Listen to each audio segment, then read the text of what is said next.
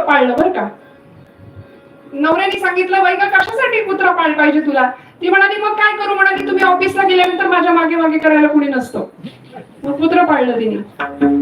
संसार हा असाच आहे. संसार आम्हाला गुंतवतो कशा ना कशात तरी. संसार आम्हाला रडवतो. मग तुझे पायी सुख सर्व आहे संतांनी सांगून दिले ना सगळ्या सुखाचा पत्ता. मग म्हणाले तिथंच द्या ना मन सहित वाचा काया अवघे दिले पंढरीराया. सकल सत्ताधीश असलेल्या परमेश्वराची सत्ता मान्य करूया. अहंता आणि ममता बाजूला ठेवून आपल्याला देणारा तो आहे, दाता तो आहे. मग कशाला व्यर्थ गोष्टींची चिंता करायची. चिंता इतकंच असेल तर त्याच्या चरणांचं चिंतन करावं. आम्ही फार चिंता करतो जीवनामध्ये, प्रपंचाची चिंता करतो आणि तो प्रपंच, ती चिंता त्याच्यावरचा अनुस्वार जाऊन चितेपर्यंत आम्हाला घेऊन जाते.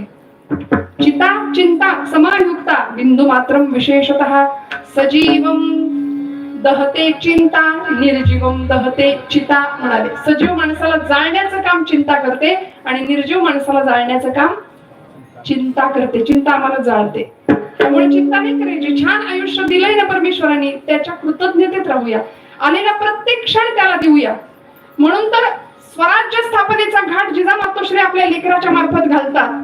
पण लहानपणापासून त्याला नामाची ताकद शिकवतात. म्हणून 64 कवड्यांची देवीची माळ माझा राजा गळ्यात घालत होता आणि अखंड नाव होतं जगदंब जगदंब जगदंब जगदंब उदयोस्तु जगदंब. अखंड नामस्मरण आहे. कपाळाला शिवगंध रेखाटलेलं होतं की नाही माझ्या राजा. कधी उघडं कपाळ दिसलंय राजांचं नाही. मग आमची तरुण मंडळी का नाही कपाळाला गंध लावायला तयार राहत. आपण हिंदू आहोत ना, कपाळाला गंध असावा. या घडणीमध्ये, या मुशीमध्ये ज्यावेळी राजे लहानाचे मोठे होतात ना, त्यावेळी मग रांझ्याच्या पाटलाचे 2 हात आणि 2 पाय कलम केले जातात. प्रचंड मोठा इतिहास. आपण राजे घडले कसे आपल्याला माहितीये, पण राजे लढले कसे आपल्याला माहितीये, पण घडले कसे याचा विचार आपण खूप कमी करतो. पुण्यापासून काही अंतरावर जवळ असलेल्या रांझे नावाच्या गावच्या पाटलाने एका मुलीवरती अत्याचार करावा. ही 16व्या शतकात घडलेली घटना. लाल महाल पुण्यामध्ये स्थापन केला होता. राजांचं वय त्यावेळी फक्त 16 वर्षाचं होतं. आपल्या घरातलं 7वीतलं पोरग आहे ते, फक्त 16 वर्षाचं होतं. पण न्यायासनावर बसवले आऊसाहेबांनी आणि पलीकडे मासाहेब चिकाच्या पडद्याआड बसलेत. रांझे गावच्या पाटलाचा कारनामा सगळा राजांच्या कानावर आला. तान्हाजी मालुसरांना सांगितलं तान्ह्या संध्याकाळच्या तासाचे टोल पडण्याच्या आत पाटलाचे दोन्ही हात आणि दोन्ही पाय कलम करायचे. शिक्षा सुनावली. पाटील गोतमुखानं न्याय मागत होता. आधी साक्षी पुरावे तपासा आणि मग आम्हाला न्याय द्या.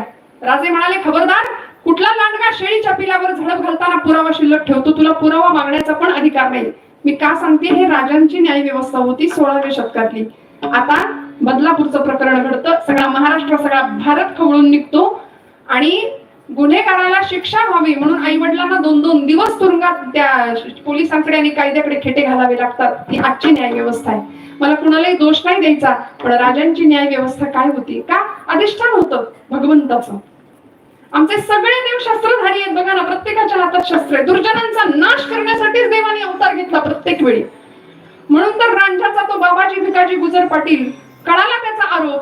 लाल महालाच्या वाड्याच्या चौकात त्याला उभं केलं होतं. भैरोजी चोर नावाचा एक समशेर घेऊन हातामध्ये 2.5 फूट लांबीचा दानपट्टा घेऊन हातामध्ये उभा होता. आणि जिजाऊ माऊलींकडे एकदा राजांनी पाहिलं. काय शिक्षा देऊ याला म्हणाले. जिजामातोश्री म्हणाल्या राजे विसरला, मी तुम्हाला लहानपणी रामाची कथा सांगितली, मी तुम्हाला कृष्णाची कथा सांगितली. कीचकाची छाती फोडणारा पराक्रमी भीम मी तुम्हाला शिकवला.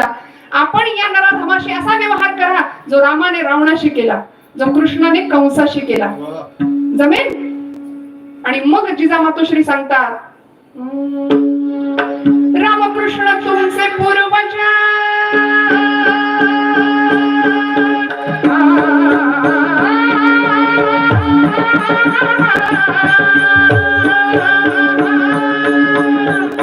रामकृष्ण तुमचे पूर्वज रामकृष्ण तुमचे पूर्वज रामकृष्ण तुमचे पूर्वज रामकृष्ण तुमचे पूर्वज रामकृष्ण तुमचे पूर्वज जनक धर्मराज धरावी त्याची काज रावणाला धाक त्यांचा पडला कंसाला धाक त्यांचा पडला पृथ्वी